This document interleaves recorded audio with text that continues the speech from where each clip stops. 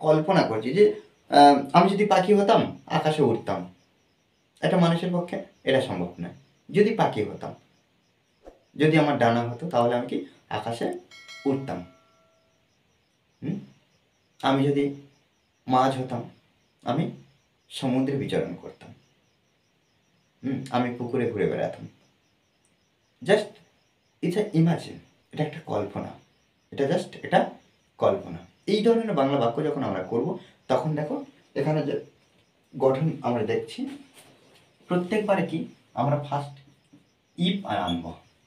প্রতিবারে আমরা কি করব, ইফ নিয়ে আসবো, তারপরে সাবজেক্ট, তারপরে ওয়্যার ব্যবহার করব। ওয়্যার দেখো এইভাবে, কিন্তু দেখো আমি পুরোটা লিখলাম না, এখানে ইফ, তারপর সাবজেক্ট, তারপর ওয়্যার, এটা দিয়ে আমরা শুরু করব প্রত্যেকবার। দেখো একটা বাক্য যদি আমরা গঠন করতে পারি, তাহলে সুন্দরভাবে প্রত্যেকটা বাক্য খুব ভালোভাবে আমরা করতে পারবো, বুঝতে পারবো বাক্যগুলো। আমাদের কি করতে হবে, মুখস্থ না, আমাদের গঠন মুখস্থ করে কিন্তু আমাদের শিখলে হবে না। আমাদেরকে বুঝে নিতে হবে যে কিভাবে হচ্ছে বাক্যগুলো, কিভাবে ট্রান্সলেট করা হচ্ছে। দেখো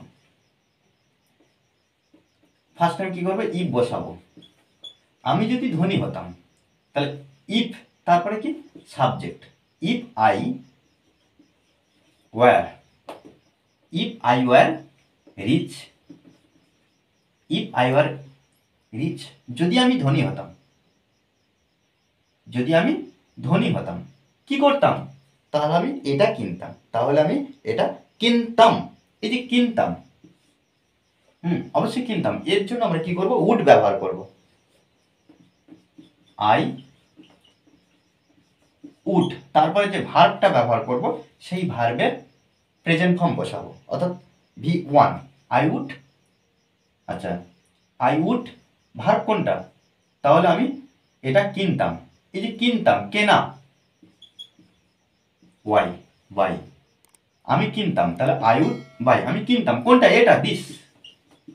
ওকে, তাহলে বাক্যটা কি হলো, প্রত্যেকবারে দেখো আমি জাস্ট একটা বাক্য করলাম, এই একটা বাক্য থেকে আশা করি আমরা সবাই বুঝতে পেরেছি যে এই পরের বাক্যগুলো কিভাবে ট্রান্সলেট করতে হবে। দেখো এখানে কি, ইফ আই ওয়্যার রিচ, যদি আমি ধনী হতাম। ইফ আই ওয়্যার রিচ, যদি আমি ধনী হতাম। আই উড বাই দিস, আমি এটা কিনতাম, আমি এটা কিনতাম। তারপরের বাক্য কি, আমি যদি পাখি হতাম। ইফ আই ওয়্যার বাট, যদি আমি পাখি হতাম, যদি আমি পাখি হতাম। তাহলে বাক্যগুলো আমরা করি, ইফ আই ওয়্যার কি, বাট, যদি আমি পাখি হতাম তাহলে আমি আকাশে উড়তাম। তাহলে এখানে দেখো কে উঠতাম, আমি উঠতাম, তাহলে I would fly in the sky, I would fly in the sky,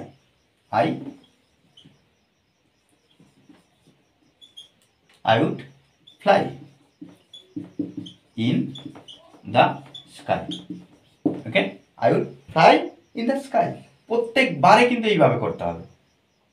যদি আমি অসৎ হতাম, দেখো এগুলো জাস্ট হতাম, তাহলে আমি এটা করতাম, এটা হতাম, আমি এটা করতাম। এখানে দেখো যদি আমি অসৎ হতাম, তাহলে এটা করতাম না, অর্থাৎ নেগেটিভ।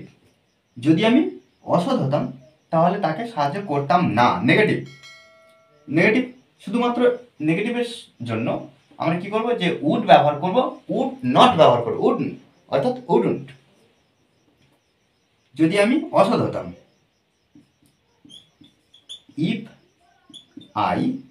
আই ওয়্যার ডিসঅনেস্ট,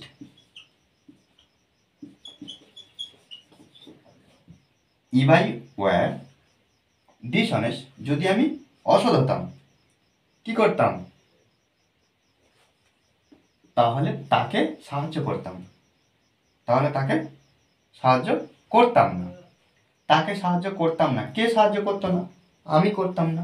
তাহলে আই উডন্ট, উড নট, তাহলে আই উডন্ট হেল্প হিম। ওকে, তাহলে কি, আই উডন্ট হেল্প হিম, আমি তাকে সাহায্য করতাম না। এই যে হিম তাকে, তাহলে এখানে দেখো নেগেটিভ কিভাবে করলাম, একই বাক্য, জাস্ট আমরা কি করলাম না, উড নট, উড নট। যদি আমি পড়তাম তবে পরীক্ষায় ফেল করতাম না। যদি আমি পড়তাম তাহলে কি, if I were study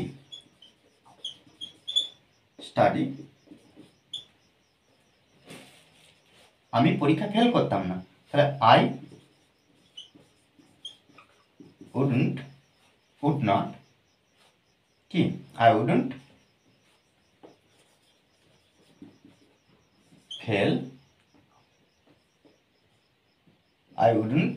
fail in the exam.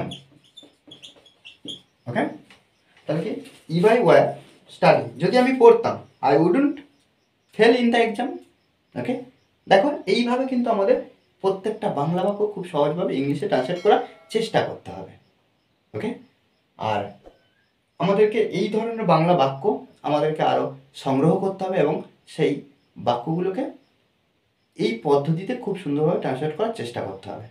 Okay.